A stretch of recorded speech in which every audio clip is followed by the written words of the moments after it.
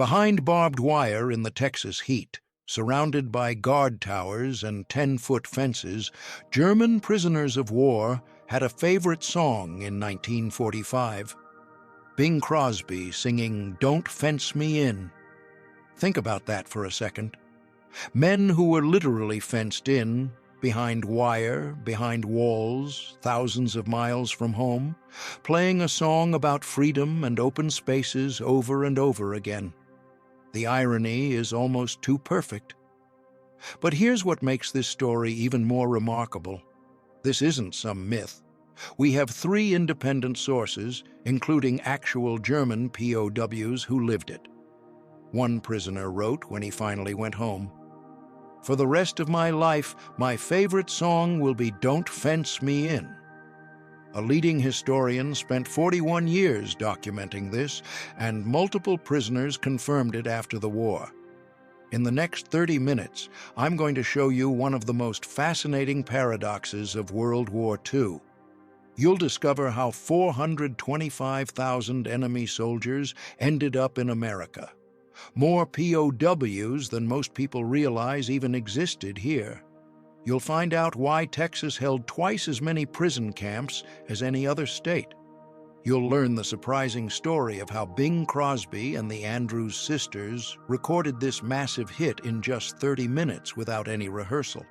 And you'll understand the psychological complexity of why men in captivity would choose to play a freedom anthem again and again, well into every evening. This is a story about music, about war, about the strange ways human beings cope with confinement. It's about that universal desire for freedom that transcends even the deepest political divides. And it reveals something profound about the American POW system during World War II that most history books completely skip over. If you want to understand one of the most ironic and human moments from the Second World War, hit that like button right now. It tells YouTube to share this with others who love these hidden historical stories. Let me set the scene. It's late 1944, early 1945. The war in Europe is reaching its final stages, and across Texas, from El Paso to Houston, from the Panhandle down to the Gulf Coast, there are roughly 70 prisoner of war camps. That's approximately twice as many as any other state in America. These aren't small facilities either. Some hold thousands of men. Camp Hearn, Camp Huntsville, Camp Mexia, Fort Bliss, with up to 9,000 prisoners at its peak. Inside these camps, life has a strange rhythm. During the day, German soldiers, most of them captured from Rommel's Afrika Korps in North Africa, work in the cotton fields, the rice paddies, the pecan groves. They earn 80 cents a day in canteen coupons. After work, they return to camps that look almost like small German towns, barracks decorated with photographs and paintings, flower beds planted by prisoners who wanted something beautiful to look at, beer gardens in some camps, libraries with thousands of books, soccer fields and volleyball courts, and music, lots of music. The YMCA donated radios and phonographs to every camp. Some prisoners bought their own with their accumulated work wages. They formed orchestras, they held concerts, they published newspapers in German, and they played records. Lots and lots of records. One record in particular kept spinning on those phonographs. You could hear it across the camp well into the evening, according to historian Arnold Kramer, who spent his entire career researching this period. That record was Bing Crosby singing "Don't Fence Me In." Now here's the thing, and this is the hook that's going to carry us through this story. Why would prisoners choose that song? They had access to plenty of music. German classical composers, American jazz, big band numbers, Frank Sinatra, Glenn Miller. But their favorite, the one they played constantly, was a song with these lyrics: "Don't fence me in. Let me ride through the wide open country that I love. Don't fence me in." They were living behind fences, behind wire, behind walls, They couldn't leave. They were thousands of miles from home with no clear date for when they'd return, and they chose to listen to a song about not being fenced in. That's the paradox we're exploring today, and to understand it, we need to start with the song itself, where it came from, how it became such a massive hit, and why it resonated so deeply with people in 1944 and 45. Because there's actually a fascinating 30-minute recording session story that explains part of this song's magic. But before we get there, drop a quick comment. Have you ever heard about German POW camps in America during World War II? I'm curious how many people even know this happened. Most history classes skip right over this chapter. Let's go back to 1934. The song "Don't Fence Me In" didn't start as a Bing Crosby hit. It was written for a movie that never got made, something called Adios, Argentina. The composer was Cole Porter, one of the greatest songwriters in American history. But here's the interesting part. Porter didn't write the lyrics alone. The words came from a poem called "Open Range" by a man named Robert Fletcher. Porter bought Fletcher's poem for $250 and turned it into a song. At first, Porter took sole credit for everything, music and lyrics. But Fletcher wasn't having it. He fought for co-authorship and royalties, and eventually he won. The credits were corrected. Fletcher got his name on the song. But the song didn't become famous in 1934. It sat unused for 10 years. The movie never got made. The song collected dust. Then came World War II, and in July of 1944, Bing Crosby walked into a recording studio with the Andrews sisters. This is where the 30-minute story comes in. I promised you this detail earlier. They had never rehearsed the song together, not once. They walked in cold, did a quick run-through, and recorded "Don't Fence Me In" a single take. The whole session, setup, practice, recording, done, took 30 minutes. Vic Schoen conducted the orchestra. Decca Records pressed the recording. And when it was released in November of 1944, something remarkable happened. It exploded. The song hit #1 on the Billboard charts on December 23, 1944, right before Christmas. It stayed at #1 for 8 straight weeks, all the way through mid-February of 1945. It dominated the jukebox charts for 8 weeks. It sold over 1 million copies, massive numbers for that era. In total, the song spent 21 weeks on the charts. This wasn't just a hit. This was one of the biggest songs of the entire war period. It eventually ranked as #5 among Bing Crosby's all-time most successful recordings. The American Film Institute even nominated it for their 100 Years, 100 Songs list decades later. So why did this song connect so powerfully with Americans in late 1944 and early 1945? Think about the context. The war had been going on for years. Rationing, sacrifice, uncertainty, loved ones overseas. And even though victory was beginning to seem possible, people were exhausted. They'd been fenced in by the war, by restrictions, by worry, by the grinding daily stress of a nation at war. This song offered an escape. Not literally. Nobody was riding through wide-open country in 1944, but mentally, emotionally. Give me land, lots of land under starry skies above. Don't fence me in.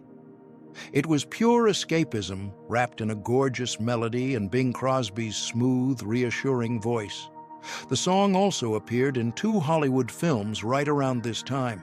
Roy Rogers performed it in Hollywood Canteen in 1944.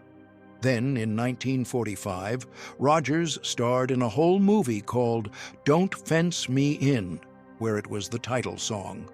The Western imagery, open ranges, cowboys, freedom, resonated deeply with Americans who'd grown up with Western mythology.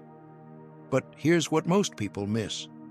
While Americans were listening to this song and dreaming of open spaces, so were the German prisoners in those Texas camps.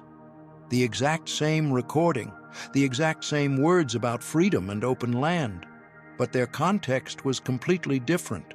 Now we need to understand how those prisoners ended up in Texas in the first place, because that's the key to understanding why this song meant something different, and maybe something deeper, to them. Here's the short version. During World War II, the United States held approximately 425,000 Axis prisoners. That's 372,000 Germans, 53,000 Italians, and 5,000 Japanese. These prisoners were distributed across 511 main camps and roughly 700 total facilities, including smaller branch camps. Texas alone held somewhere between 79,000 and 90,000 enemy prisoners. It had approximately 70 camps, twice as many as any other state. Why Texas? The Geneva Convention of 1929 had a rule. Prisoners of war should be housed in climates similar to where they were captured. Most of these German soldiers came from Rommel's Afrika Korps, captured in Tunisia, Libya, and Egypt. Hot desert climates. Brutal sun. Texas matched that climate profile perfectly. But there were practical reasons, too. Texas had available space. It was far from the coasts and war industries, so security concerns were lower. And Texas had a massive agricultural labor shortage because so many American men had been drafted. The prisoners could work the fields, cotton, rice, peanuts, pecans, and help keep the agricultural economy running. The first POWs arrived in Texas in the spring of 1943, right after the Afrika Korps surrendered in May of that year. By June of 1944, 33 camps were operating. The peak period was 1943 through 1945, and this is the crucial part. The timeline matches perfectly. The song "Don't Fence Me In" was released in November of 1944 and became a smash hit through early 1945. That's exactly when the largest number of German POWs were living in those Texas camps.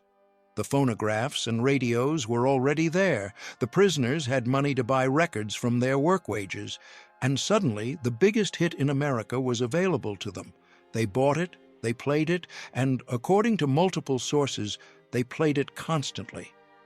Let me describe what life actually looked like inside these camps, because to understand why the song resonated, you need to understand the daily reality these prisoners experienced. First, the physical setup.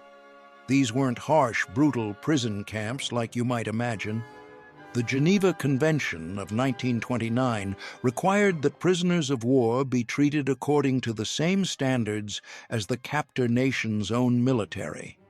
That meant adequate food, clothing, medical care, and living space. 40 square feet per enlisted man, 120 square feet for officers. The camps had barracks, mess halls, recreation areas, hospitals, and canteens where prisoners could buy supplies with their work wages.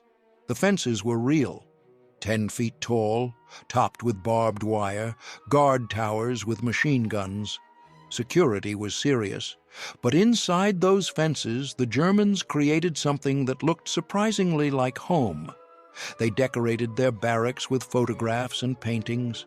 Some camps had elaborate murals. The prisoners planted flower beds. They wanted beauty, something growing and alive to look at. In Camp Hearn, POWs built miniature castles complete with moats. At other camps, they built beer gardens, and they had entertainment, lots of entertainment. This is where the music comes in. According to Arnold Kramer, the leading historian on this subject, and remember, this man spent 41 years at Texas A&M University studying German POWs in America. Radios and phonographs were found in every single camp. The YMCA donated many of them. Prisoners bought others with money they'd saved from their 80-cent-a-day wages. They could purchase records. They pooled their money to rent movies that would play on Saturday nights, sometimes the same film for weeks, because that's all that was available. They had libraries. Camp Fannin had 2,500 books with an 80% circulation rate. They took educational courses, physics, chemistry, history, languages, carpentry. Some camps offered university extension courses. They formed orchestras. They had theatrical groups that put on plays in German. They published newspapers in German. They played sports, soccer, volleyball, track, handball, bowling. They sang Christmas carols in German when December came around. This wasn't a vacation. Don't misunderstand. They were prisoners. They couldn't leave. They were separated from their families by an ocean and a war. Many didn't know if they'd ever see home again. The work was hard. Long days in the cotton fields, the rice paddies, the pecan groves under that brutal Texas sun. But the American system for POWs was, by historical standards, remarkably humane. Part of this was practical. The U.S. wanted Germany to treat American POWs well, so reciprocity mattered. Part of it was the Geneva Convention requirements, and part of it was a secret program called the Intellectual Diversion Program. This was a top-secret initiative to denazify the prisoners. The U.S. government exposed POWs to American history, democratic principles, and the contributions of diverse peoples to American society. They did this subtly through films and entertainment because the Geneva Convention prohibited overt propaganda. But the goal was clear: show these German soldiers that democracy worked, that pluralism worked, that there was an alternative to the totalitarian system many of them had believed in. Some of it worked. After the war, one German POW wrote to his American camp commandant, "When so many Germans of your old Company No. 2 turned away from Nazism long before the war ended, it was entirely due to the fact that you showed us, perhaps unconsciously, the better and only way of life, the democratic way." Now, back to the music. Kramer's statement is crystal clear. He wrote, "Radios and phonographs, donated by the YMCA or purchased by the prisoners themselves, could be found in every camp, and their favorite record, Bing Crosby singing 'Don't Fence Me In,' could be heard well into any evening. Their favorite record, not just a record they played occasionally, their favorite, the one they chose again and again." But we don't just have Kramer's word for this. We have testimony from actual POWs who lived it. Herbert Schaffrath was a German prisoner of war held at Camp Cook in California. After the war, he contributed to a book called German Prisoners of War at Camp Cook, California. In it, he wrote, "In the camp, we had both an orchestra and an amateur theatrical group. The song 'Don't Fence Me In' was a popular melody among the POWs in 1945. Camp Cook, California, not Texas. The phenomenon wasn't isolated to one region. It spread across multiple camps in multiple states. Here's another account. German POWs worked at Smithfield Plantation in Port Allen, Louisiana. When the war ended and the Germans finally went home, one prisoner wrote back to the American family he'd worked for. The letter said, "For the rest of my life, my favorite song will be 'Don't Fence Me In.'" Think about that. He went home to Germany. The war was over. He was free. And he looked back on his time as a prisoner of war in America, and the one cultural artifact he wanted that family to know stayed with him was this song about not being fenced in. 3 independent sources: an academic historian who devoted his career to this research, 2 actual prisoners who lived the experience, all confirming the same thing. So the claim is verified. The evidence is solid. German POWs in America during World War II loved "Don't Fence Me In." Now, here's where the story gets psychologically interesting. because we have to ask the obvious question. Why? Why would men who were literally fenced in, who lived behind barbed wire, who needed passes to go on work details, who were watched by guards with machine guns, who were thousands of miles from their homes with no certainty about when or if they'd return, why would those men choose to listen to a song that said, "Don't fence me in, let me ride through the wide-open country that I love"? The irony is so thick you could cut it with a knife. And that irony is what makes this story so fascinating, because the answer tells us something profound about human psychology, about how people cope with confinement, and about music's power to transcend the immediate circumstances of our lives. Hit that notification bell so you don't miss the next part, because what I'm about to explain in the advanced section goes deeper than just an interesting historical anecdote.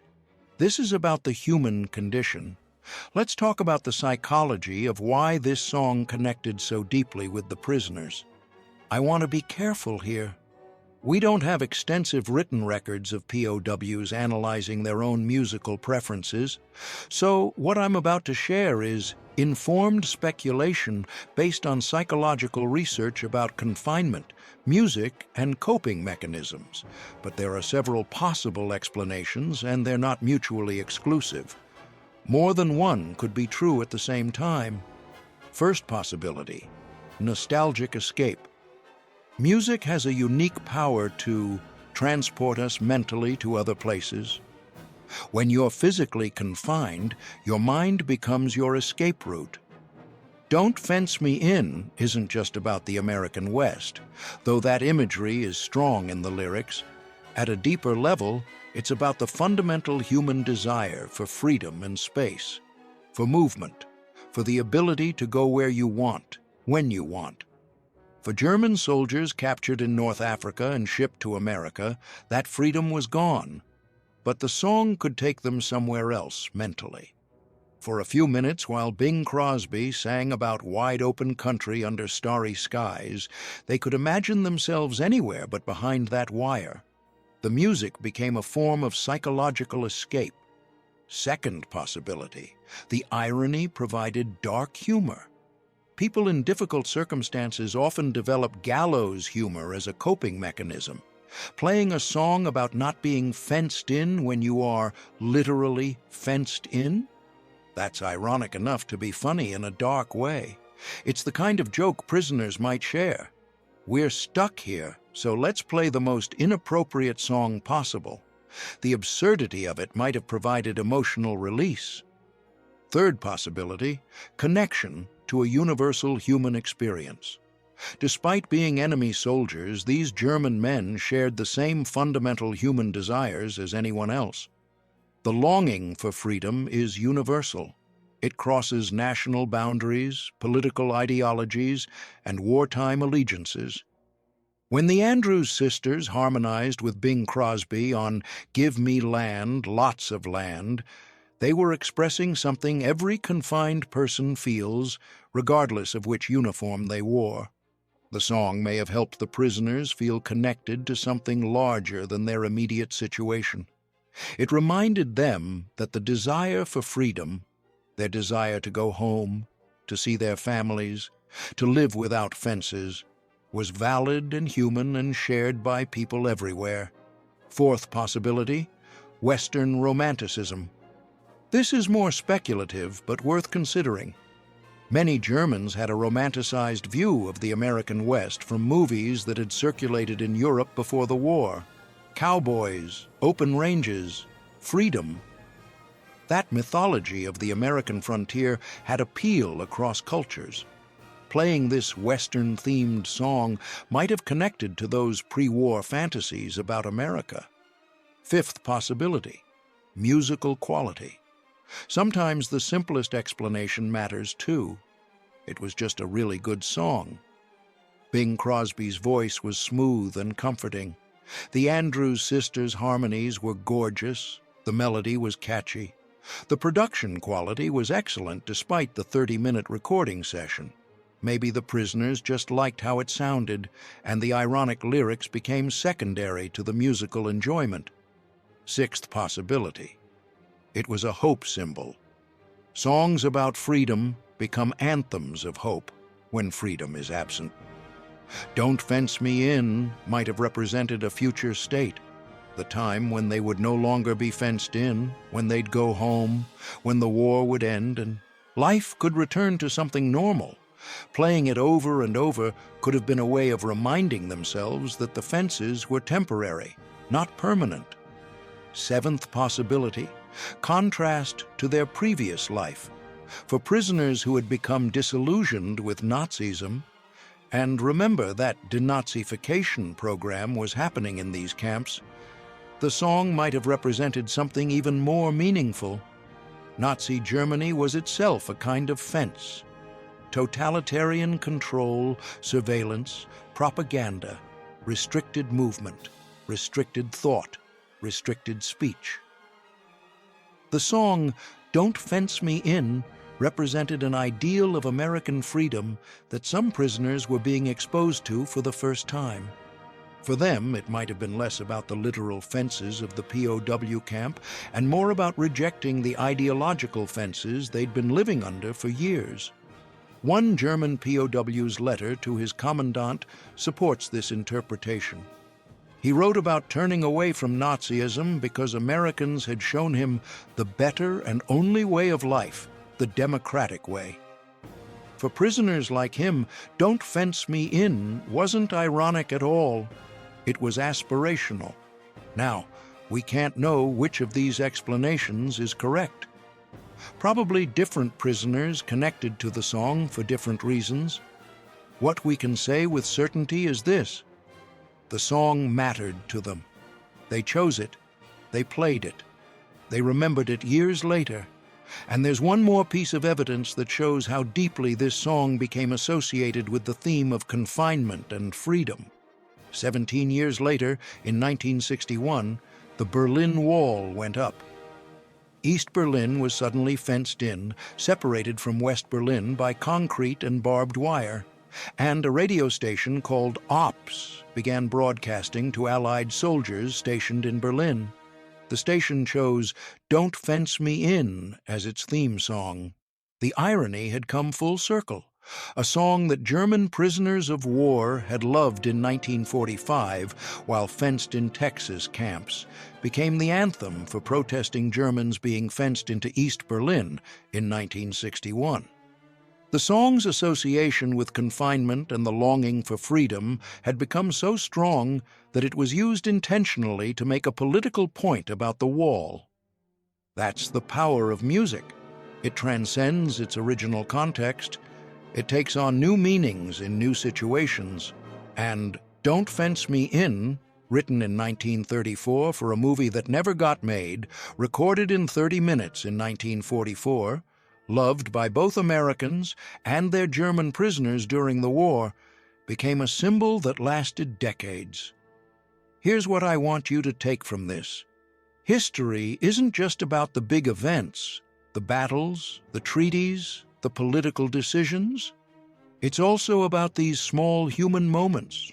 German soldiers working in Texas cotton fields, saving up their 80 cents a day, buying a Bing Crosby record, playing it over and over on a donated phonograph while the sun set over the camp. Those moments tell us something about the human condition that the big history often misses. We all want freedom. We all respond to music. We all find ways to cope with difficult circumstances.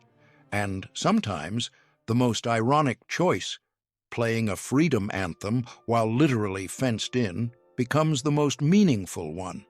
Let's recap what you've learned in the last 30 minutes. You discovered that 425,000 Axis prisoners of war were held in the United States during World War II, with Texas alone holding up to 90,000 in approximately 70 camps, twice as many as any other state.